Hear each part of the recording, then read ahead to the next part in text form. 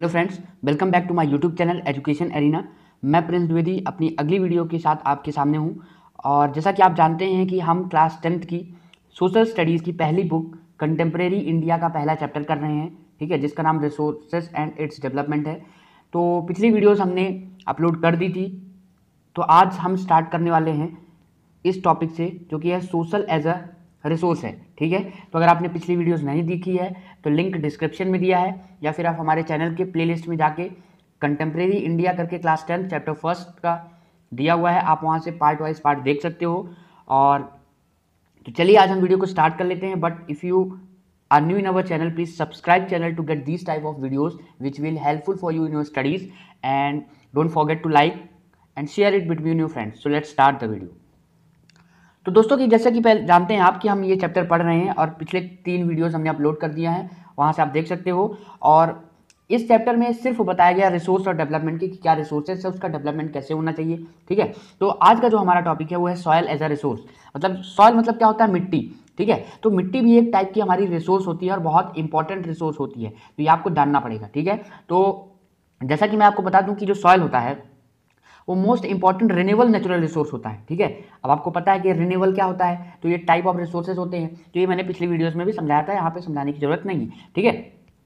तो सॉइल जो होता है वो बहुत ज़्यादा इंपॉर्टेंट रिन्यूएबल नेचुरल रिसोर्स होता है, और ये जो होता है लिविंग ऑर्गेनिज्म के और प्लांट के ग्रोथ के लिए बहुत ज़्यादा सपोर्टिव होता है, मतलब बहुत ज़्यादा इंपॉर्टेंट होता है। मतलब कि अगर सॉइल नहीं होगा तो प्लांट का ग्रोथ नहीं होगा, और जो different types of living organism है अर्थ पर, उनको भी सपोर्ट नहीं मिलेगा और they will not be able to live, वो जिंदा नहीं रह पाएंगे। इसलिए मिट्टी इनके लिए भी ज़्यादा जरूरी होती है। और ये सॉइल है एक लिविंग सिस्टम है, ठीक है। इसको बनने के लिए हजारों या फिर बोल सकते हैं लाखों करोड़ों साल लग जाते हैं, ठीक है। तो ये ठीक है। अब अगर हम बात करें तो ये मिट्टी के बनने का जो इंपॉर्टेंट फैक्टर होता है वो क्या होता है, तो देखिए यहाँ पे लिखा है कि parent rock, bed rock, climate, vegetation and other forms of life and time are important factor in the formation of soil. तो कहने का मतलब कि जो सॉइल है वो किस इंपॉर्टेंट फैक्टर से मिलकर बनता है, तो parent rock, bed rock, climate, vegetation and other forms of life and time are important factor. तो मतलब कि सॉइल, मिट्टी के बनने में ये जो इंपॉर्टेंट फैक्टर्स हैं ये बहुत इंपॉर्टेंट रोल प्ले करते हैं। इसी के कारण जो होता है सॉइल का फॉर्मेशन होता है, ठीक है। और भी कई सारे ऐसे मतलब फैक्टर्स हैं, जैसे कि change in temperature, action of running water, ठीक है, action of running of water, wind and glacier, activities of decomposer etcetera contribute to the formation of soil, ठीक है ना। मतलब कि ये भी जो फैक्टर हैं ये भी बहुत ज़्यादा इंपॉर्टेंट है, ये भी कंट्रीब्यूट करते हैं किसमें? सॉइल के फॉर्मेशन में। देखिए मैं आपको एक एक लाइन एक्सप्लेन कर रहा हूँ जिससे आपको बहुत ईजी लगे जब आप एनसीईआरटी को पढ़ोगे। ये वीडियो आप जब देख रहे हो तो क्लास 10th की एनसीईआरटी बुक अपने पास रखो और उसको देखते चलो, तो आपको बहुत अच्छे से समझ में आने वाला है, आपको फिर कोई और वीडियो देखने की जरूरत ही नहीं पड़ेगी, ठीक है। तो चलिए आगे बढ़ते हैं। तो ये जो केमिकल चेंज होता है ना, केमिकल और ऑर्गेनिक चेंज जो होता है, ये कहाँ पे होता है? तो केमिकल एंड ऑर्गेनिक चेंज जो होता है मिट्टी में, ये बहुत ही इक्वली इंपॉर्टेंट है, मतलब दोनों बहुत ज़्यादा जरूरी है। और जो सॉइल होते हैं वो ऑर्गेनिक भी होते हैं और इनऑर्गेनिक मटेरियल भी होते हैं। अब देखिए अगर हम सॉइल फॉर्मेशन के कलर कैसे बनता है, थिकनेस कैसे बनता है, उसमें टेक्सचर क्या है, एज के कारण केमिकल और फिजिकल प्रॉपर्टीज कैसे आती है, soil of India are classified in different type. तो अगर इन चीज़ों के फैक्टर के बारे में हम बात करें तो जो भारत की जो मिट्टी है ना वो अलग अलग प्रकार में डिवाइड की गई है, मतलब they are classified in different type, इनको अलग अलग प्रकार में बताया गया है। तो हमारा पहला है कि जो क्लासिफिकेशन ऑफ सॉइल्स है, तो जो पहला सॉइल है, जो पहला टाइप ऑफ सॉइल है वो एल्यूवियल सॉइल है, ठीक है ना। आपने नाम सुना होगा, तो आपको बता दूं ये एल्यूवियल सॉइल बहुत ज़्यादा इंपॉर्टेंट है और ये ज़्यादातर इलाकों में फैला हुआ है। अगर आप ज़्यादा देखोगे तो ये नॉर्थन इंडियन प्लेन, मतलब कि जो भारतीय के उत्तर की भारतीय मैदान, ठीक है ना, भारतीय उत्तरी मैदान की जो है नॉर्थन इंडियन नॉर्थन प्लेन है, वहाँ सबसे ज़्यादा एल्यूवियल सॉइल पाया जाता है। और ये किस लिए बनता है? अगर आपसे पूछ दिया एल्यूवियल सॉइल के बारे में तो मैं आपको ऐसे बता रहा हूँ कि आपको कहीं और जाने की जरूरत ही नहीं। तो ये मोस्टली वाइडली स्प्रेड होता है, मतलब ज़्यादा जगह पर यही पाया जाता है, मोस्ट इंपॉर्टेंट सॉइल है एल्यूवियल सॉइल, और ये नॉर्थन इंडियन प्लेन में पाया जाता है। और इसके जो बनने का, इसके जो डिपोजिट होने का जो 3 नदियाँ हैं, 3 इंपॉर्टेंट हिमालयन रिवर हैं, ठीक है ना। कौन कौन सी?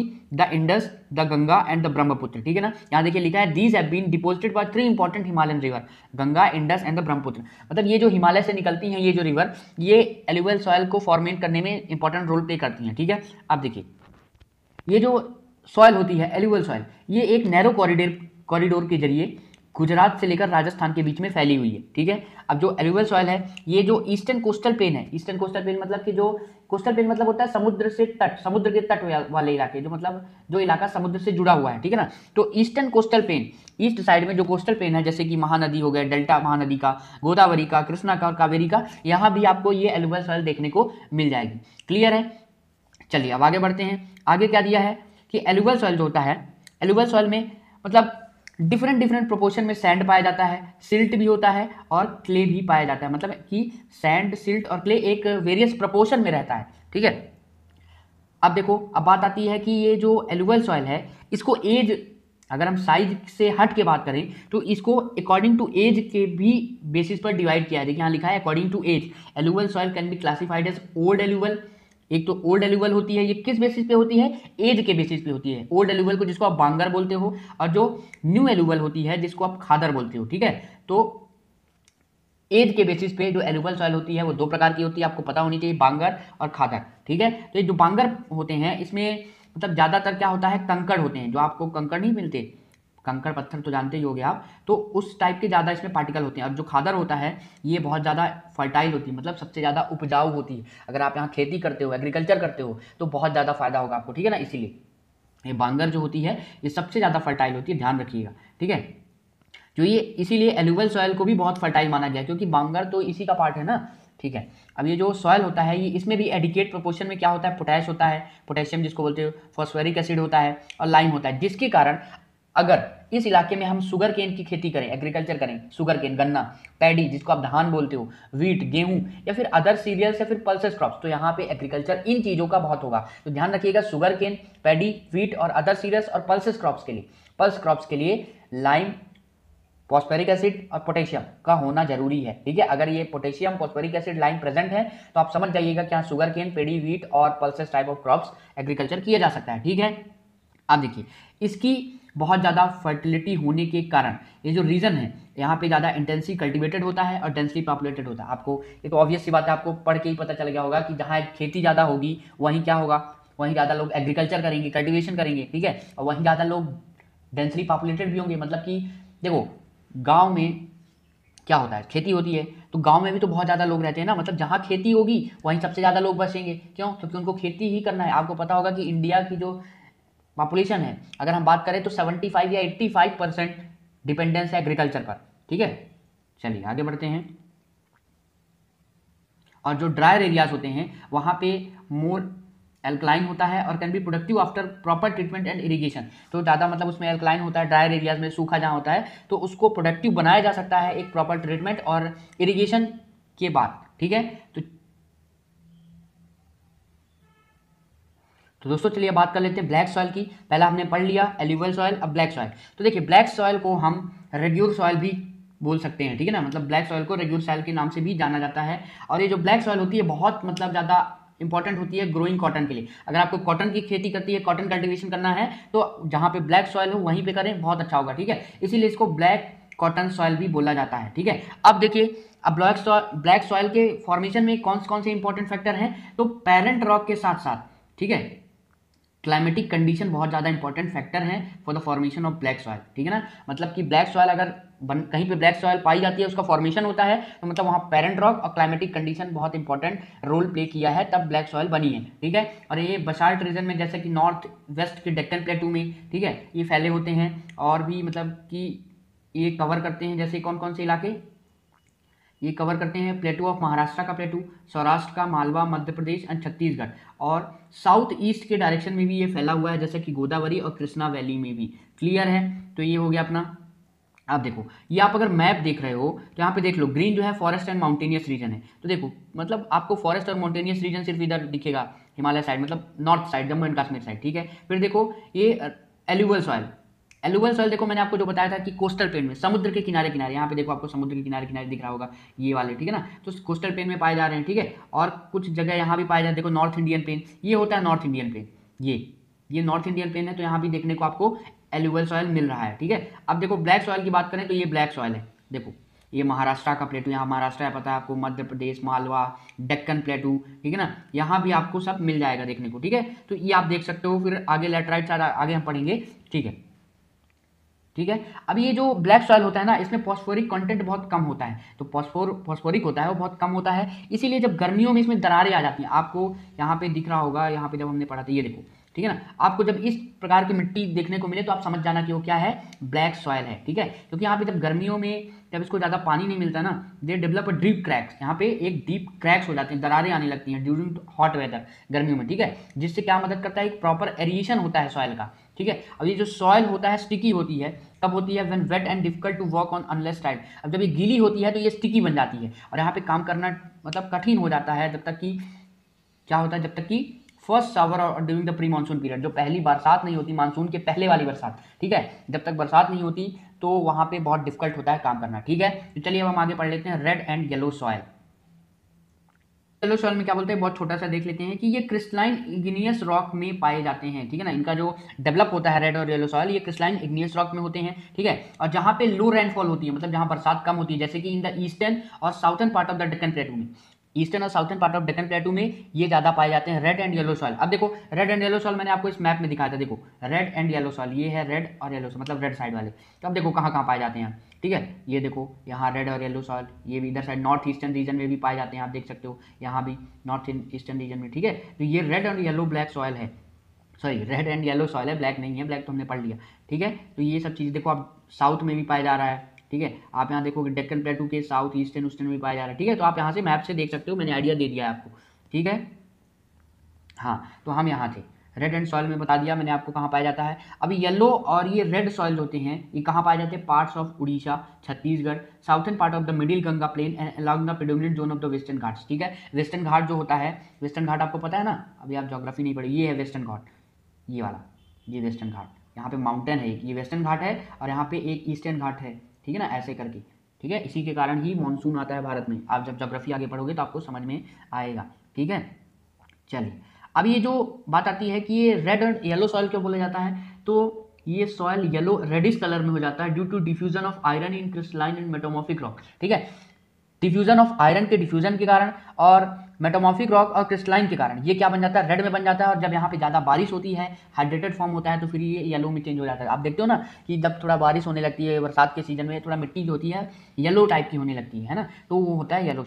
दोस्तों चलिए पढ़ लेते हैं लेटराइट सॉइल।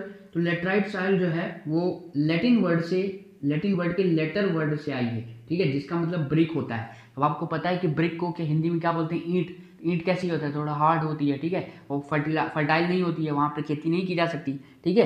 तो ये जो लेटराइट सॉइल है, इसमें इसको बनने में सबसे ज़्यादा मेजर रोल प्ले करती है वो रेनफॉल करती है, ठीक है, जो बारिश होती है, ठीक है। और ये कहाँ पाई जाती है, ट्रॉपिकल और सब tropical climate with alternate wet and dry season, tropical और सब ट्रॉपिकल क्लाइमेट में पाई जाती है। अब आप बात करोगे ट्रॉपिकल और सब ट्रॉपिकल क्लाइमेट क्या होता है, तो देखो जो ये इंडिया होती है, ये आपको पता है कि इंडिया के जस्ट बीच से एक ट्रॉपिक ऑफ कैंसर पास होती है लाइन, ठीक है।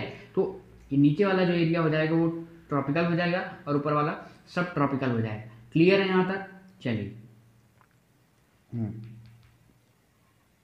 ठीक है, इतना बता दिया मैंने। अब जो ये लेटराइट सॉइल होती है, ठीक है ना, ये थोड़ा डीप तक होती है, और सॉइल देखोगे तो थोड़ा मतलब एक लेयर तक, दो लेयर तक होगी, ये थोड़ा गहरी तक होती है और ये एसिडिक इन नेचर होती है, ठीक है। और ये पाई कहाँ जाती है, तो ये जनरली पाई जाती है, और एक चीज़ मैं आपको बता दूं कि ये डिफिशिएंट इन प्लांट न्यूट्रिएंट्स होती है, मतलब कि यहाँ पे ज़्यादा पेड़ नहीं उगाए जा सकते, मैंने आपको बता दिया फर्टाइल नहीं है, और यहाँ पे ह्यूमस भी नहीं होता है, जिससे आप खेती भी नहीं कर सकते हो, ठीक है। तो आप बोलोगे सर ये कोई काम की चीज़ नहीं है, ठीक है ना, लेटराइट सॉइल कोई काम की चीज़ नहीं है, लेकिन अगर आप प्रॉपर टेक्निक के साथ वो करते हो तो ये काम की चीज़ है, आगे मैं बताऊंगा। तो बात करते हैं ये पाई कहाँ जाती है, ये कहाँ पाई जाती है, ये साउथर्न स्टेट में, ठीक है, साउथ के स्टेट में, नीचे वाले स्टेट में, वेस्टर्न घाट रीजन में, महाराष्ट्र के, Orissa, some parts of West Bengal and north east region में भी पाई जाती है, ठीक है।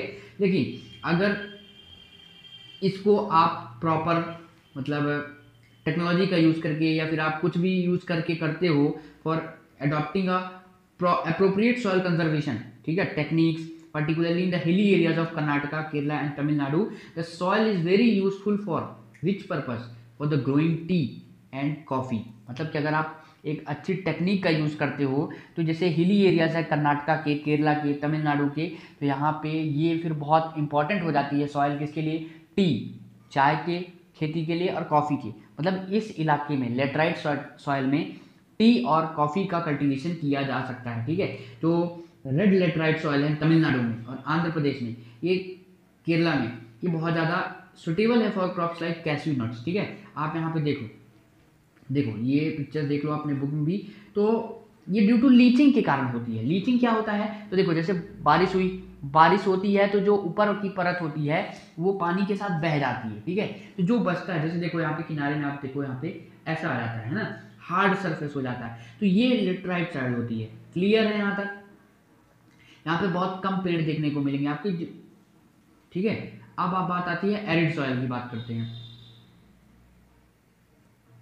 एरिड सॉइल की। तो देखिए एरिड सॉइल जो होता है वो रेड और ब्राउन कलर में होता है। ठीक है, और ये सैंडी होता है टेक्सचर में, मतलब जो इसका जो टेक्सचर होता है रेतीला होता है, और इसमें सलाइन होता है नेचर में। ठीक है, तो अब बता दूं आपको कि ये सॉल्ट कंटेंट इसमें बहुत हाई होता है, मतलब इतना हाई होता है कंटेंट कि आप जो रोज का डेली नमक खाते हो घर में, अगर आप वाटर को एवापोरेट करके जो एवापोरेशन प्रोसेस होती है जिससे नमक बनाया जाता है, तो अगर यहाँ पे आप ऐसा करते हो तो कॉमन सॉल्ट आप बना सकते हो अपने घर में एरिड सॉइल में। ठीक है ना। और देखो ड्राई क्लाइमेट के कारण, एक मिनट, हाँ, ड्राई क्लाइमेट के कारण और हाई टेम्परेचर के कारण जो एवापोरेशन होता है वो बहुत ज़्यादा होता है। इसमें ह्यूमस की भी कमी होती है और मॉइस्चर की भी कमी होती है। ठीक है, और जो ये हॉरिजन्स होते हैं वो कंकड़ होते हैं यहाँ पे। ठीक है ना, अब रेत बताइए आपको कैसी होती है, और इसके कारण क्या होता है, कैल्शियम कंटेंट इंक्रीज होता है। ठीक है, अब जो ये कंकड़ लेयर होता है ये क्या करता है, ये वाटर के इन्फिल्ट्रेशन को रोकता है। क्लियर है, और इसमें प्रॉपर इरिगेशन अगर किया जाए इस सॉइल्स में तो ये कल्टिवेबल बन सकती है, जैसे कि वेस्टर्न राजस्थान में देखा जा सकता है आपको। ठीक है, वेस्टर्न राजस्थान में आपको पता है क्या होता है, डेजर्ट पाया जाता है। ठीक है, इंडिया का सबसे बड़ा डेजर्ट, थार डेजर्ट। ठीक है, तो राजस्थान में है। तो अगर इसमें इरिगेशन किया जाए, सिंचाई की जाए, तो इसको कल्टिवेबल लैंड बनाया जा सकता है। क्लियर है। अब चलिए बात कर लेते हैं किसके, फॉरेस्ट सॉइल की। तो बात आती है कि ये फॉरेस्ट सॉइल पाई कहाँ जाती है, तो ये हिली एरियाज में पाई जाती है। ठीक है ना, माउंटेनियस एरिया में जहाँ पे ज़्यादा रेन होती है और फॉरेस्ट अवेलेबल है वहाँ पे फॉरेस्ट सॉइल पाई जाती है। और ये जो मतलब देखो इसके जो टेक्सचर होते हैं, सॉइल टेक्सचर होते हैं, वो अलग अलग माउंटेन के इन्वायरमेंट के बेसिस पर होते हैं। मतलब कि अलग अलग माउंटेन में अलग अलग सॉइल टेक्सचर होगा इनका। क्लियर है। और देखो ये क्या होते हैं, ये लोमी होते हैं, they are loamy and silting valley. Loamy मतलब सॉफ्ट होते हैं। ठीक है, और कोर्स होता है ग्रेन में। अब देखो जैसे ये समझो कि ये वैली है यहाँ पे। ठीक है, तो यहाँ जो होगी थोड़ा लोमी होगी, सिल्टी होगी, सॉफ्ट होगी, और यहाँ पे जो होगी थोड़ा कोर्सेस ग्रेन होगी, मतलब हार्ड होगी। ठीक है, यहाँ पे फर्टिलिटी उतनी नहीं होगी, मतलब यहाँ पे खेती ज्यादा नहीं कर सकते। लेकिन ये जो होती है वैली वाली जो लोमी और सिल्टी होती है ये फर्टाइल होती है। ठीक है, और जो एरिया हिमालय का जो एरिया स्नो से कवर्ड होता है, ठीक है, वहां पे क्या होता है कि वहां पे डिसल्यूशन एंड एसिडिक का एक्सपीरियंस देखा जाता है विद लो ह्यूमस के साथ। ठीक है, क्योंकि देखो जब पानी, देखो ये माउंटेन रीजन है, पानी यहाँ से बरसा, ठीक है, रेन हुई तो यहाँ की जो मिट्टी होती है वो बह के नीचे आ जाती है, तो जो फर्टिलिटी होती है यहाँ होती है, यहाँ नहीं होती। तो कुछ ऐसे भी एरिया हैं जो स्नो से कवर्ड है, तो वहां पे भी क्या होता है, लो ह्यूमस होता है, डिनंडेशन और एसिडिक होता है। ठीक है ना। अब चलिए बात आती है सॉइल इरोजन और सॉइल कंजर्वेशन। सॉइल इरोजन कैसे हो रहा है और सॉइल कंजर्वेशन कैसे हो रहा है, तो ये हमारा लास्ट टॉपिक है। इसके बाद ये चैप्टर पूरा कंप्लीट हो जाएगा। तो यहाँ पर तो हमने देख लिया, देखिए हमने क्या देखा कि सॉइल इरोजन क्या होता है, किसके कारण होता है। ठीक है, अब सॉइल को कंजर्वेट कैसे किया जाए, तो सॉइल को कंजर्वेट करने का पहला जो तरीका है वो है काउंटर प्लॉइंग है। ठीक है, काउंटर प्लॉइंग हो गया, चलिए ठीक है। दूसरा क्या है, दूसरा है